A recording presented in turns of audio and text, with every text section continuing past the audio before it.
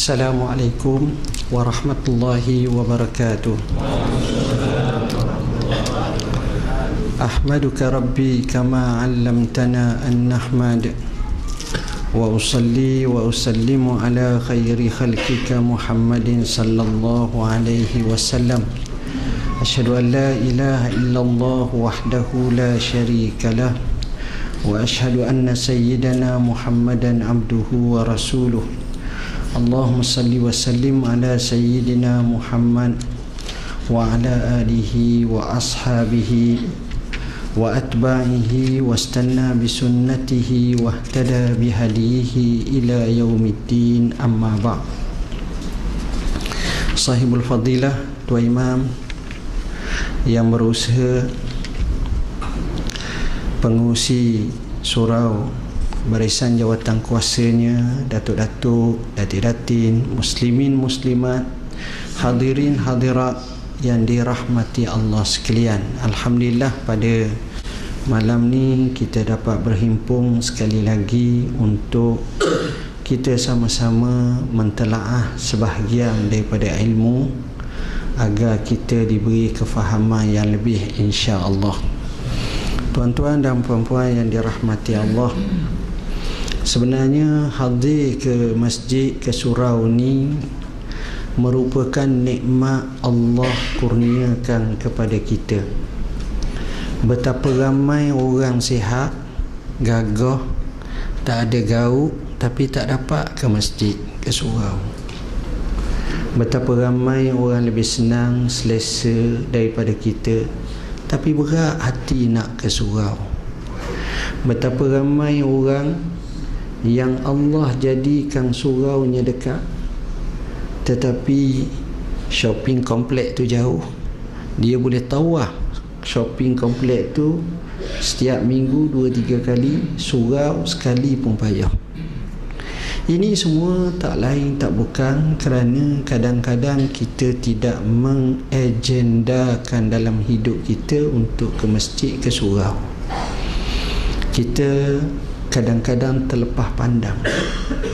Seorang penceramah yang saya dengar dalam 2-3 minggu lepas, dan seorang penceramah Arab, lebih kurang dia ceramah, dia kata kita ni Allah jadi baik, sihat, gagah, mampu nak ke masjid, mampu nak ke surau, tapi malangnya kita tak mampu memungkinkan untuk menapak kaki ke masjid, ke surau. Akhirnya kita tidaklah semangat nak ke masjid, ke surau. Sebenarnya ini adalah rugi yang amat sangat. Lalu dia upload satu gambar seorang pemuda Yaman selalu ke masjid, ke surau. Ustaz, heran apa pemuda Yaman, Malaysia pun banyak pergi masjid, surau. Ya, yang herannya pemuda ini adalah cacat, berjalan pun huyung ayah. Sampai di masjid, di surau kampung dia tu, nak buang kasut tu, nak pecah kasut, guna kaki juga. Nak naik tangga masjid tu ngakuk. Faham mana ngakuk? Merangkuk. Sehingga sampai tiap waktu termasuk subuh dia boleh pergi masjid, surau. Tuan-tuan, kalau orang sihat, segar, bugar, tak ada masalah. Tapi kita nak ceritanya orang macam tu. Jadi syabas tuan-tuan, kita dapat ke masjid, ke surau. Mudah-mudahan agendakan untuk kita, isteri kita, anak-anak kita, paling kurang pun sekali, 2 kali seminggu, biar dia kenal masjid, surau bala. Dan nikmat terbesar apabila tiap waktu boleh ke masjid, surau. Al-A'mash radhiyallahu anhu nak mati, seorang tabi'in, bila nak mati, anak, keluarga, cucu cicit pakat menangis habis. Sebabnya bapa atau atuk yang hebat ni nak mati. Dia dengan seupaya, sekederat yang ada, lalu dia kata, anak cucu aku, jangan menangislah. Aku nak bagi tahu kepada kamu semua, Hari ni aku nak dedah kat kamu, aku ni sudah 60 tahun, satu riwayat 70 tahun tak pernah luput takbiratul ihram bersama imam. 60 tahun, bukan nari tuan-tuan, bukan nari, 60 tahun. 60 tahun tak pernah luput takbiratul ihram bersama imam. Apa makna? Maknanya 4 perkara ataupun 5 perkara. Pertama, dia semayang di masjid. Keduanya, dia semayang berjemaah. Ketiganya, dia giawah ke masjid. Keempatnya, dia duduk saf pertama. Macam saya mari juga tapi lewat, main diri je. Tak dan dah takbiratul ihram bersama imam, malaikat saya jadi imam pula, orang bawah tu. Tu boleh ya. Dan sudah barang pasti dia ni khusyuk dalam semayang, menunggu solat. 50 tahun, 60 tahun buat kerja. Hebat orang zaman dulu. Iza ra'aitumur rajula ya'tadu ilal masjidi fashhadu lahu bil iman. Kalau kamu tengok seorang tu beradab datang ke masjid, saksilah orang ni orang ada iman. Orang munafik dah datang tuan-tuan, pura-pura boleh lah 3 kali, tapi komitmen, istiqamah, ini luar biasa. Kesannya cukup hebat. Di Turki dikatakan salah satu daripada kempen Erdogan dulu ni, maknanya setahun gini baru ni ya, membuat satu perancangan secara berskala besar, kempen sembahyang subuh berjemaah ramai-ramai. Natijahnya luar biasa tuan-tuan.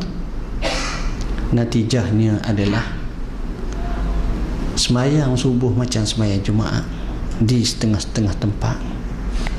Dan natijah yang paling mengejutkan lagi adalah indeks jenayah turun mendadak. Indeks jenayah turun mendadak. Bagi kita yang beriman dengan nas ilahi tak pelik. Sebab Allah sendiri bagi tahu innas salata tanha anil fahsya'i wal munkar. Sesungguhnya salat ini sudah barang pasti akan mencegah kemungkaran dan tak baik. Seorang sahabat mengadu kepada Rasulullah SAW, ya Rasulullah, ada kawan jiran hamba ni perangai tak molek, tapi satu hal yang pelik berlaku, dia selalu ke masjid semayang. Nabi kata betul. Nabi kata insya-Allah inna salatahu tanhahu, sudah barang pasti satu masa nanti solat dia akan mencegah perangai dia akan jadi baik. Sebab itu cerdik pandai kata, kalau mu nak cari kawan, pilihlah kawan yang ada dalam masjid semayang. Bobo jahat dia curi selipar je, selipar hilang bahasa dia tu. Dia tak pergi jadi jauh, tak. Ini hebatnya orang yang ada ke masjid, apatah lagi apabila hati dia ikhlas kepada Allah. Tuan-tuan dan puan-puan yang dirahmati Allah, masa yang berbaki ini tajuk saya nak ajak tuan-tuan bincang satu tajuk, adab menuntut ilmu. Mudah-mudahan dengan cara macam, walaupun kita menuntut sama modah, bukan kita tak menuntut sampai tidur kat tiang biasa dah tu, tapi tak apa. Kita nak mengambil semangat daripada suratul Kahfi, satu kisah yang cukup menarik yang saya akan ambil sebahagian daripadanya. Cerita Nabi Allah Musa alaihi salam. Dia satu hari dia ceramah. Bila dia ceramah, ni hadis sahih, semua riwayat tafsir ada semua sebut kisah ni, termasuk Allamah Ibn Katsir dalam tafsirnya. Kisahnya dia ceramah kepada orang Yahudi Bani Israel, kaum dia. Dan dia orang Nabi, ulul azmi minar rasul, wa kallamallahu Musa taklima. Allah bercakap dengan dia. Hebat benar lah dia, Rasul.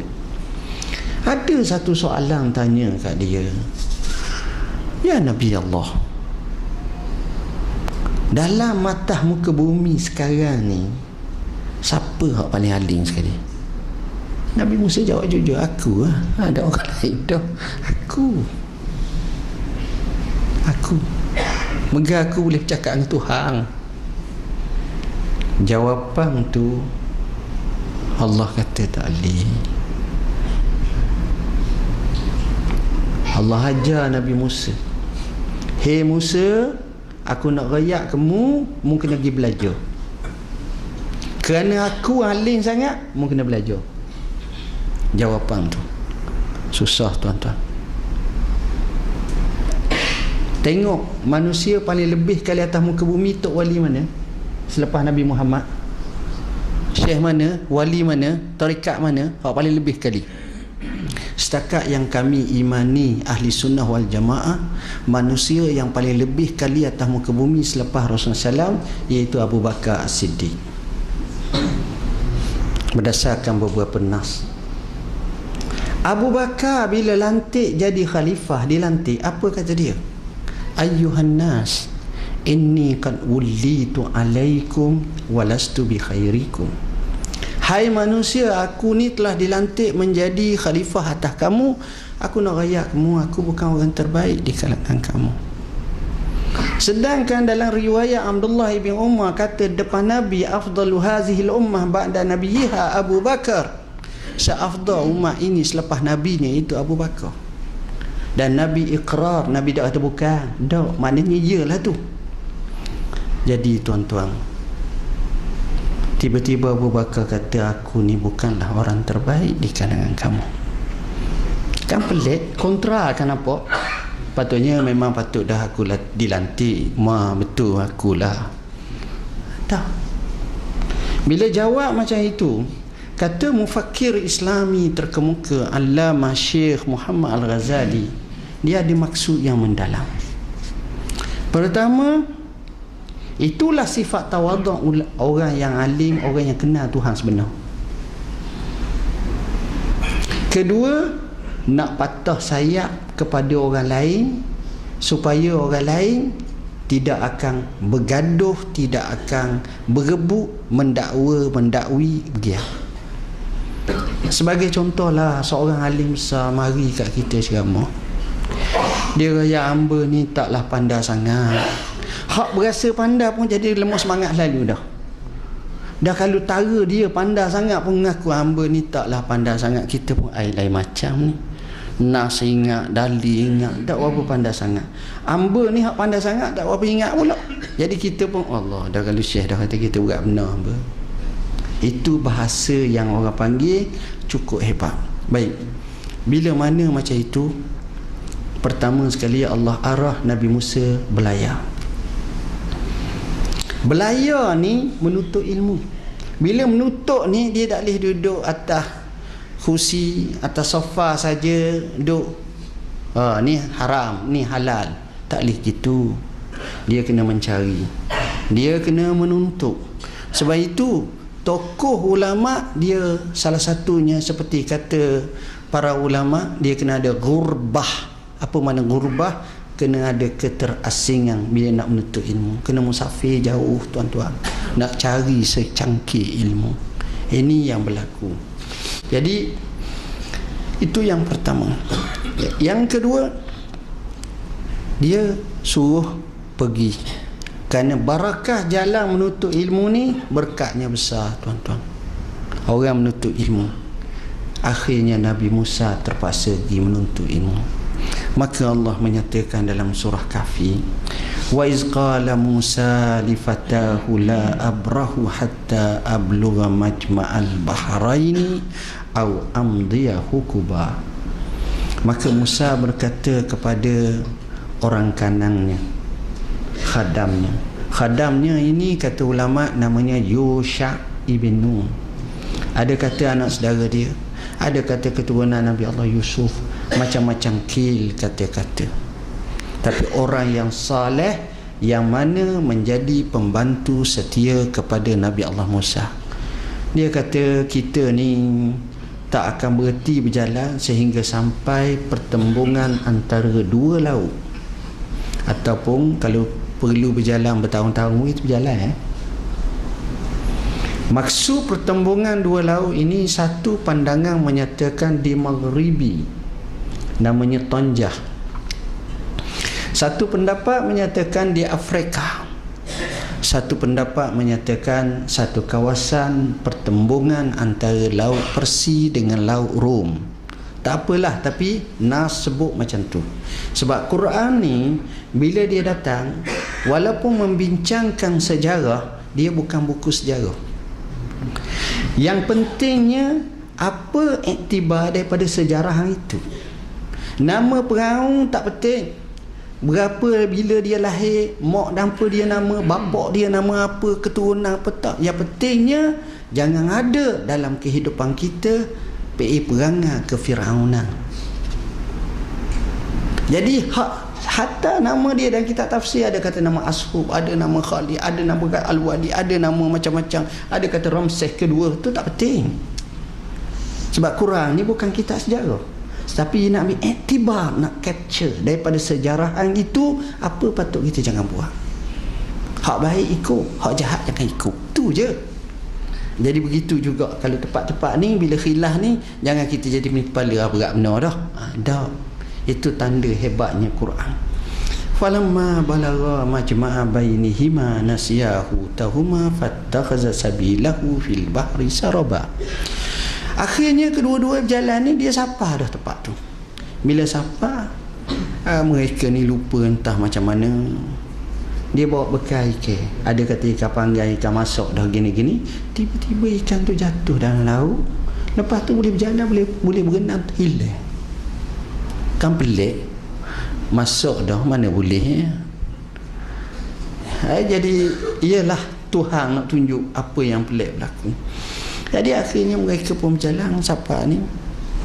Falamma jawaza qala li fatahu atina ghada'ana laqad laqina min safarina haza nasaba. Jadi kata dia telajak berhenti situ, telajak jalan lagi. Kita makanlah dulu. Buka makanan. Tengok mana ikan, tak ada dah, hilang. Kata dia, apa dia ni? Ikan tak ada. Kita ni penat, kita kena berhenti nak makan. Qala ara'aita iz awayna ila as-sakhrati fa inni nasitul hum wa ma ansanihu illa syaitanu an azkurah wattakhaza sabilahu fil bahri ajaba. Maka kawan ni pun kata, tengok apa yang terjadi kat batu besar tadi. Sebelum tadi, mana kita rasa kita lupa tentang ikan tu. Jadi masalah lupa ni bukan kerja kita, kerja syaitan. Sebab itu dalam kitab kata, jangan kata saya lupa. Kalau Quran kita baca, jangan kata hamba lupa dah surah tu. Tapi bahasa yang tepatnya kata kami dilupakan. Dalam riwayat Muslim menyatakan la takul nasitu surata kita wa kita. Jangan kamu kata hamba lupa, aku lupa surah begiang. Tapi katakanlah unsi tu, aku dilupakan. Itu bahasa. Mana nisbah nisyah ini kadang-kadang hak baik ni syaitan buat nyebabkan kita lupa. Ini sebagaimana contoh. Jadi akhirnya kata Nabi Musa, qala zalika ma kunna nabghi. Tepat itulah hamba nak. Kita nak situ sebenarnya. Fartadda ala asarihima qasasa. Dia patah balik dekat batu tadi, dekat Majma'al Bahrain. Tadi berhenti dah, tak ada apa satu. Lepas berlaku ni, pergi lajak, patah balik, nampak balik dah. Fawajada abdam min ibadina atainahu rahmatan min indina wa 'allamnahu min ladunna ilma. Siapa saja tempat tadi pula, ni kali kedua ni patah balik. Bila sampai saja, tiba-tiba mereka tengok ada seorang lelaki daripada hamba-hamba kami yang kami kurniakan kepadanya rahmat di sisi kami. Allah kurnia kepada orang lelaki ni dua perkara. Pertama rahmat, kedua kami ajar ilmu ladunna, maknanya ilmu direct daripada Tuhan. Nas ini sebahagian ulama menyatakan bila sebut rahmatan, artinya dia ni nubuwah, dia ni nabi. Maka disebutlah itulah Khidir. Kedua ditambah pula wa 'allamnahu min ladunna ilma, dan kami ajar padanya beberapa ilmu daripada kami. Jadi Allah direct aja. Subhanaka la ilma lana illa ma 'allamtana innaka antal alimul hakim. Itu kata malaikat-malaikat bila Allah tanya, mu boleh royak tak nama-nama ni? Dia kata, tak, maha suci kamu, kami tak ada ilmu kecuali apa yang kamu ajar pada kami. Tengok, disebut abdan, seorang hamba, nakirah, tak kenal pun. Sebab itu ada kata Nabi Khidir, ada kata orang lain, ada kata kekal lah macam tu. Tapi pendapat Khidir ni almarhum Syekh Muhammad Mitwalli Sya'rawi sebut, Syed Qutb sebut, sebahagian ulama Ibn Katsir sebut, sebahagian besar mufassirin sebut tentang ini. Khidir ni dibaca sama ada Khadir, sama ada Khidir, sama ada Khadir yang memberi makna hijau. Apa makna hijau? Pendapat pertama menyatakan bahawa dia ni tak duduk di satu tempat, melainkan tempat tu berkah. Setengah kata kalau dia duduk jadi macam satu hamparan. Kata setengah, bila dia sabar di satu tempat, dia nak memayang dia tempat-tempat tersebut, rupuk tumbuh hijau je. Ada tempat menyatakan tempat tersebut akan diberkati Tuhan. Maknanya cantik, baik, molek semua sekali.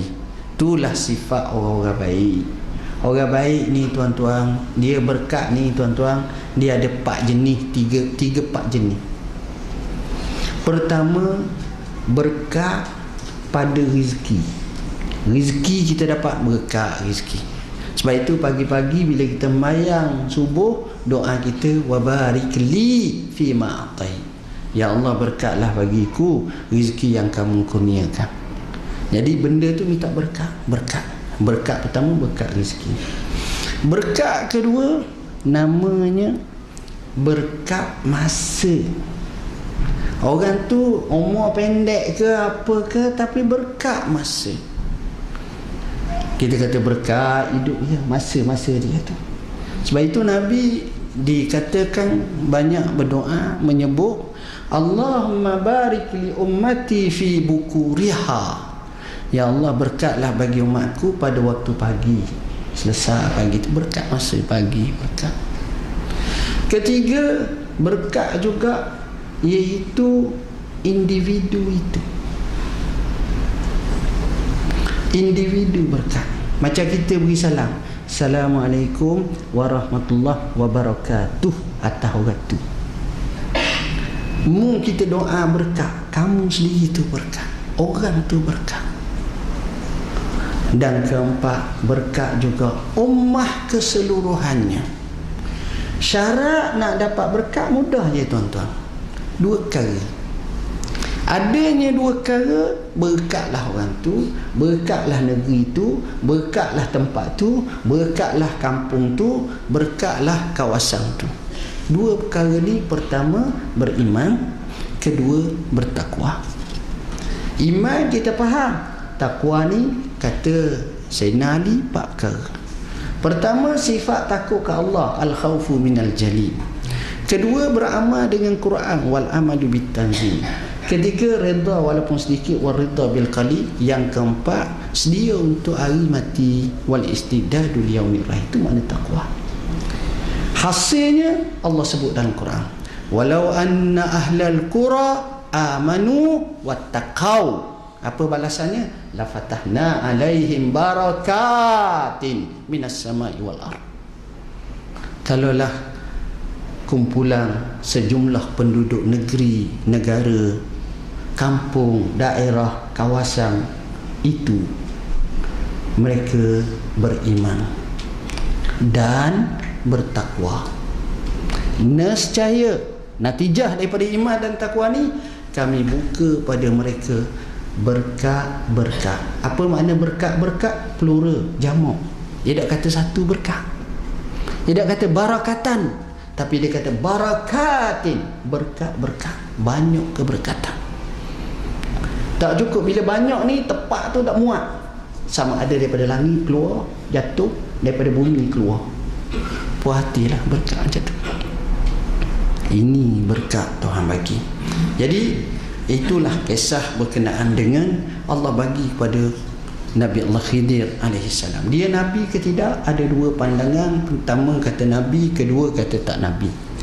Pendapat menabikan cukup kuat, dan inilah yang disebut oleh Imam Nawawi rahimahullahu ta'ala dan para ulama yang lain. Sebab kalimah rahmat diterjemah dengan makna nubuwah dan juga wa atainahum min ladunna ilma. Bila dah bertemu orang pelik ni, tengok Nabi Allah Musa. Nabi Musa kata apa? Qala lahu Musa hal attabi'uka ala an tu'allimani mimma ulimta rushda. Tengok, kata Nabi Musa kepada orang ni, boleh tak hamba nak ikut kamu atas apa yang boleh kamu ajar pada kami daripada ilmu yang Allah kurniakan kepada kamu dengan petunjuk. Allah, bahasa nak belajar dengan orang minta izin. Dia tak pakai mu kena mengajar ni Syekh, kamu tak mengajar lidahmu disipak dalam neraka kelak. Kejut tu. Jadi paksaan kawan ni pun nak mengajar macam mana macam ni, susah. Ni ada kita ni zaman sekarang kurang adab. Bila kurang adab ni masalah. Bila tak ada bab adab. Adab ni bukan makna siapa kata guru tu kucuk tangan, kucuk kaki, lepas tu harta bagi semua tok guru, tu mengarut. Kita boleh bagi semua kepada tok guru, tapi tok guru pula jenis bagi semua pada orang. Ni tok guru je kaya. Tu tak betul. Hak sebenarnya kalau tok guru betul, orang bagi kat dia, dia boleh bagi, tak ada kisah dia bagi ni. Itu betul tok guru. Tapi dia mengkayakan diri dia dapat, itu tak betul. Tak betul cara macam tu. Jadi cara adab minta izin tu penting. Belajar ni macam tu, tuan-tuan. Islam ajar macam itu, Nas ajar macam itu. Bahasa yang diguna minta izin ikut. Dan kerana apa? Dia jelas nak ikut ni kerana apa. Saya boleh tak hamba ikut awak? Kawan ni pun dengar, tak faham. Dia pun sebut sebabnya hamba nak belajar. Kita jelas tujuan tu kena jelas. Macam adalah kawan kita dah haji mari rumah kita, Ji, boleh tak hamba datang rumah Haji? Boleh. Dia pun mari. Dia dah haji datang, kita pun dengung je. Ni mesti ada apa-apa ni, mesti nak pinjam duit ni.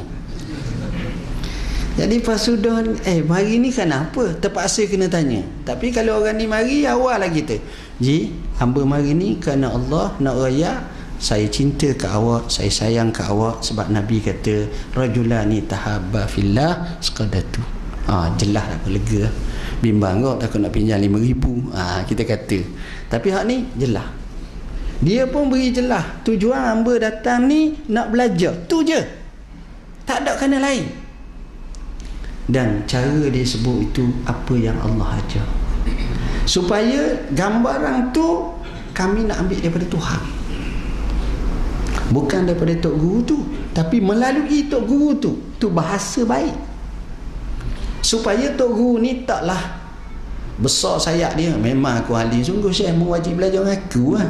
Tak ada orang lain dah. Dia dah tengok bahasa. Seorang tok guru dia akan nilai, dia boleh reject, dia boleh terima. Maka dia pun jawab, apa yang dia kata adalah qala innaka lan tastati'a ma iya sabra. Kamu ni tak mampu. Tengok apa makna? Maknanya tok guru hebat. Tengok watak pelajar tu, dia boleh nilai lalu dah. Boleh nilai lalu. Minta maaf mu budak bodoh ayo. Contoh. Dia boleh nilai. Hak ni boleh, hak ni boleh. Orang bijak ni tuan-tuan, tengok orang pun tahu PA perangai. Sebab itu Nabi ni benda tu orang lain tak ada. Hamba tak ada, payah orang dia. Nabi ni orang datang kat dia, ya Rasulullah ausini, ya Rasulullah hadis sahih, ya Rasulullah tolong wasiat aku. Nabi tengok muka dia. Nabi kata la tabta, jangan marah sangat. Adakah dia cerita, ya Rasulullah saya ni sifatnya pemarah? Dah. Tapi watak tu Nabi kenal. Faraddada mirara, banyak kali dia cakap. Nabi kata jangan marah. Maknanya rupa parah, ada kak je nampak senyum diam, tapi kaki marah ada. Sebab itu Nabi tahu. Maka Nabi Allah Khidir alaihi salam dia royak dah tak mampu. Mu tak sabar. Di sini belajar ilmu kena ada sabar. Jenis malas sabar payah. Nak pandai lalu belajar, nak pandai lalu tak boleh. Belajar ni dia kena tempoh lama. Dia tak boleh lah belajar ni 2 hari pandai, 5 hari pandai. Geliga otak mana pun, dan kita pula duduk di kampung geliga kemamang, tak boleh. Tak boleh tuan-tuan. Memang tak boleh. Imam Syafi'i tu ngapa ingat lalu. Kita ni ngapa cokek ni dah ingat ni, kepala dah ingat, ekor dah ingat, tengah dah ingat. Itu pun belajar puluh tahun. Imam Abu Hanifah pun sama, Imam Malik pun sama, puluh tahun belajar. Kita ni lebih kurang je 4 tahun rasa alim sangat dah. Masalah. Hak lebih hebat lagi 4 bulan alim lalu dah. Hamba belajar. Dia belajar, dia ambil YouTube ni, dia ambil ni, dia dengar ni, alim. Tak, ilmu bukan macam tu.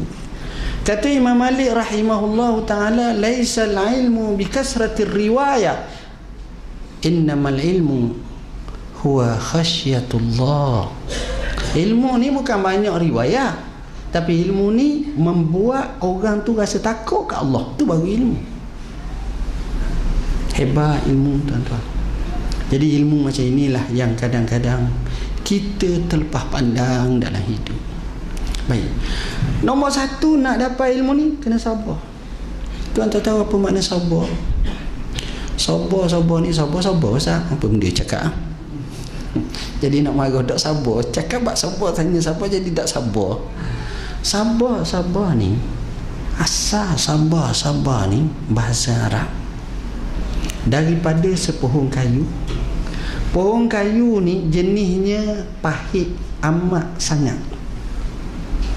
Yang duduk padang pasir, buah pokok kayu ni, kalau uta lalu lapor ke diri dah uta, tengok pokok ni, uta ni akan kata seolah-olah prefer baik aku mati daripada makan pokok ni. Mana pahit sangat. Jadinya dia ambil mana sabar ni, siapa tahap kesabaran. Sebab itu pujangga Arab kata, akhi lan tanalal ilma hatta tal'iqa as-sabira. Hei saudara, mu tak akan dapat ilmu sehingga kamu sanggup jilat sabir tu, hak pahit tu. Sebab orang menuntut ilmu ni banyak masalah. Kadang-kadang tengah menuntut keluarga mati, kadang-kadang keputusan keuangan, kadang-kadang kena marah cikgu, kadang-kadang kena kata, kadang-kadang kawan tak suka, macam-macam untuk merebahkan dia daripada pembelajaran tersebut. Akhirnya dia gagal, payah. Kalau pakat mudah semua, ramai alim tak payah mengajar. Ni semua tok guru semua dah rapat, jadi mari masjid senyap aja. Siapa yang mengajar? Sama-sama alim dah mengajar apa Syekh? Jadi tak payah. Jadi di situ payahnya sabar ni mahal tuan-tuan. Sabar cukup mahal. Sebab itu dia kata innaka lan tastati'a ma'iya sabra. Mungkin Nabi Musa akan tanya, saya boleh sabar, bukan payah sangat sabar. Dia beri alasan, sebabnya wa kaifa tasbiru ala ma lam tuhit bihi khubra. Macam mana mu nak sabar sedang kamu tak tahu hakikat suatu perkara? Orang tak sabar sebab dia tak tahu. Kita tengok seorang lelaki tu pergi pukul seorang perempuan, kita rasa lelaki tu hak pukul pula jenis isak dadah lembek lembu. Perempuan tu tak lawan nangis. Kita tak tahu, pergi terajang dah kerja, kita pergi cekak lelaki tu apa benda.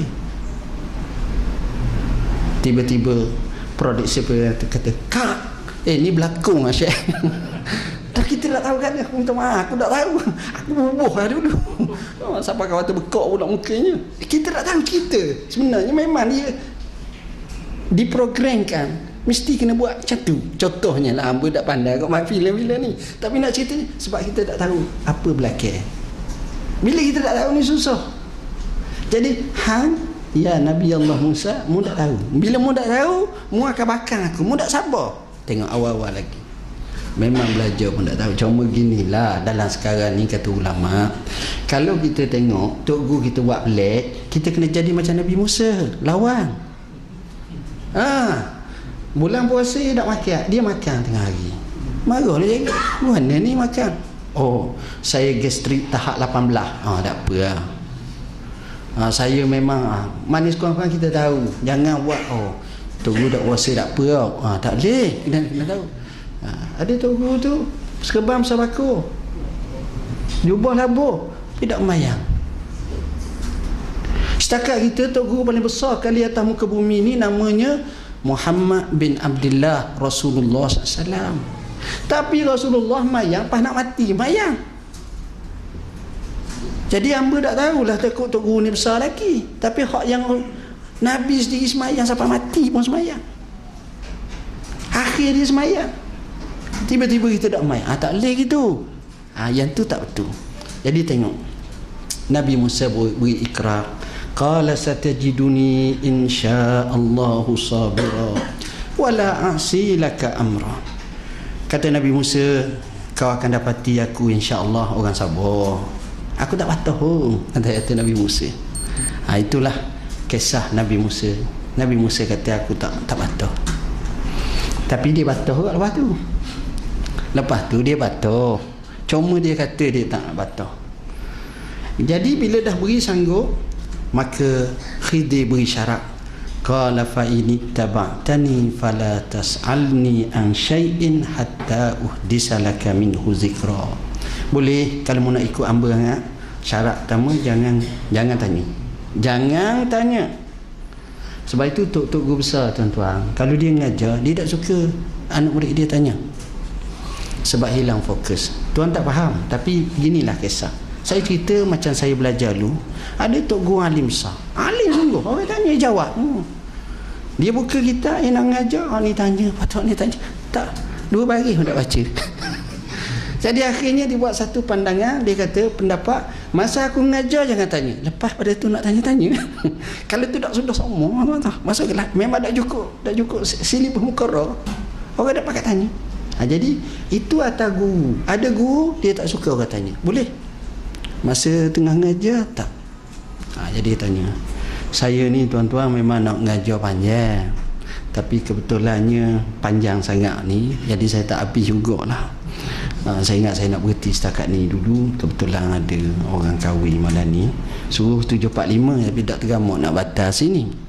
Jadi tuan-tuan jangan cemas. Sebab apa yang saya bincang tu saya telah buat buku dah, suti. Baca je tuan-tuan. Bukan mahal kan, naya juria gitu je lah. Baca je semua sekali. Dan isu tentang adab menuntut ilmu ni banyak saya sebut dalam buku ni. Buku ni hasil daripada saya pergi Mekah baru ni. Seorang Syekh Arab besar namanya Syekh Muhammad Awamah, hadis. Orang Arab kalau hadis ni dia ingat sungguh tuan-tuan. Dia buat mukhtasar Musannaf Ibn Abi Syaibah tu 27 jilid tebal ni. Rajin. Saya masuk rumah dia, saya kejut. Dia hadiah saya satu buku Ma'alim Irsyadiyah li Sina'ati Talibil Hadis. Saya baca di Mekah, habis tamat. Akhirnya saya buat buku ni. Jadi buku ni nak ajar anak kita macam mana sifat sabar, macam mana belajar ilmu, macam mana tak boleh nak marah, tak boleh nak samsing sangat, macam mana kita dengan ustaz kita, dengan cikgu kita. Dan kalau rasa nak tanya-tanya saya, tak payah tanyalah, saya jawab dah dalam Q&A. Jadi buku ni saya jawab dah bab solat, bab apa semua sekali. Tuan-tuan boleh dapatkan di belakang tu. Jadi saya rasa sekadar itulah, saya minta maaf banyak. Lain kali kita boleh panjang lah. Malam ni pun kebetulan saya tak datang hati, melainkan kena pergi juga. Jadi saya terpaksa minta izin dulu. Bismillahirrahmanirrahim. Allahumma faqihna fid din, alimna ta'wil. Allahumma ja'alna minal ladzina yastami'una al-qawla fayattabi'una ahsana. Allahumma ati nufusana taqwaha wa zakkiha anta khairu man zakkaha anta waliyuha wa maulaha. Allahumma rabbana atina fid dunya hasanah wa fil akhirati hasanah wa qina azabannar. Wa sallallahu ala sayyidina Muhammadin wa ala alihi wa sahbihi wasallam. Walhamdulillahirabbil alamin. Wassalamualaikum warahmatullahi wabarakatuh.